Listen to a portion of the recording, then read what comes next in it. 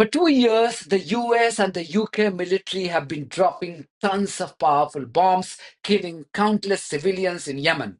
And every time they committed these war crimes, they justified their criminal act by claiming to degrade the military capabilities of the Houthi rebels or Ansarullah fighters. British Prime Minister Keir Starmer only last week, proudly took to the podium in Parliament to flaunt his country's military strikes on Yemen using the same nonsense that the criminal act was to degrade the military capabilities of the Houthi fighters. I use the term criminal act because past evidence has shown that these military strikes have often hit civilian targets rather than the Houthi rebels or their military installations. And the fact that Houthis have once again managed to fire supersonic ballistic missiles targeting the Israeli airport shows that both the US and the UK have been hitting the wrong targets up until now.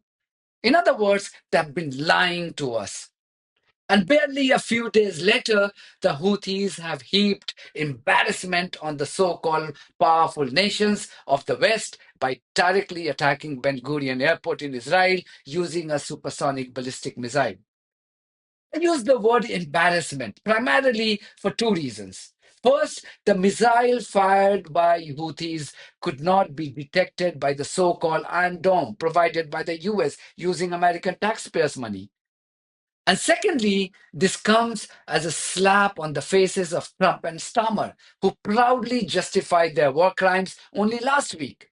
I told you earlier, these are cowards. They are good at killing only innocent people, starving children and babies to death. That's the real strength of these Western leaders and their settler colony project called Israel. Every time they carry out slaughtering of more innocent people, it's either to distract the public from their failures on the domestic front or just to bolster their terrorist friends in the settler colony of Israel.